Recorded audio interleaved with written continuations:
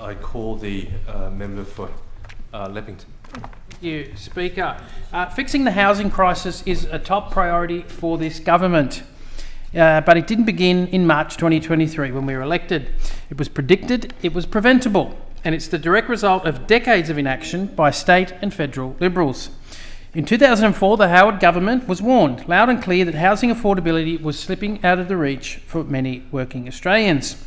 Recently released cabinet papers revealed they were advised to review negative gearing and capital gains tax concessions, which fuelled investor speculation and drove up prices. The Productivity Commission urged reform. The evidence was there, but instead of taking action, the Liberals did nothing, as they're very good at doing. Property speculation spiralled, locking an entire generation out of home ownership. Fast forward 2 decades and we're dealing with the fallout. Home ownership rates have plummeted, rents are at record highs, and supply of affordable homes isn't keeping up with demand. Here in New South Wales, especially in my patch of southwest Sydney, we are seeing a housing crisis and young people being unable to get a foot in the door. Some parts of Sydney have resisted new housing, blocking developments and rezoning, while South and Northwest Sydney communities like my own in Leppington are taking on the bulk of the state's housing growth. This isn't just about meeting demand, it's about fairness. Every community must do its part to tackle the housing crisis. With major high-rise projects planned in Leppington and Edmondson Park, thousands of new homes will ease the crisis, but we can't do it alone. Growth must be shared across Sydney, and that's why the Minns Labor government is stepping in to fix the housing mess which the Liberals left behind. Under the previous Liberal government, there was a plethora of alphabet soup organisations that accomplished nothing. Agencies with overlapping responsibilities, no accountability, and little to show for their existence. Instead of fixing the problem, they buried it under a pile of bureaucracy and red tape.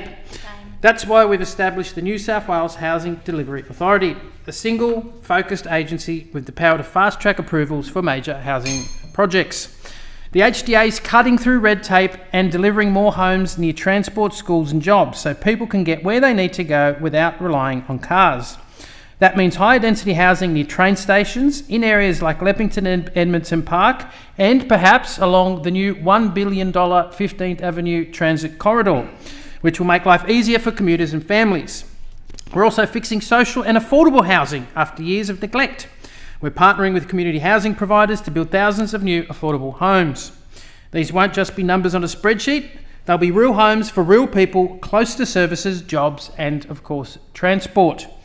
New planning reforms will require a percentage of all major developments to include affordable housing.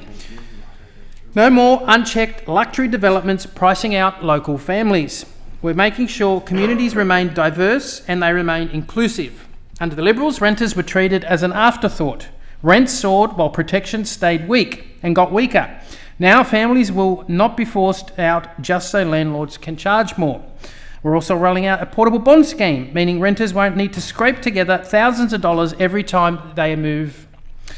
For too long, Southwest Sydney has done the heavy lifting while other parts of Sydney refuse to change. It's simply not fair. Every community needs to step up and be part of the solution. Not just Leppington, not just Northwest, but all of Sydney.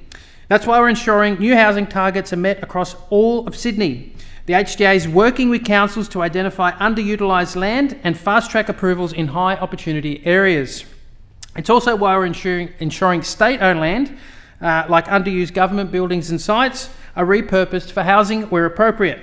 Instead of sitting vacant or being sold off to the highest bidder, these sites will deliver more homes for more families.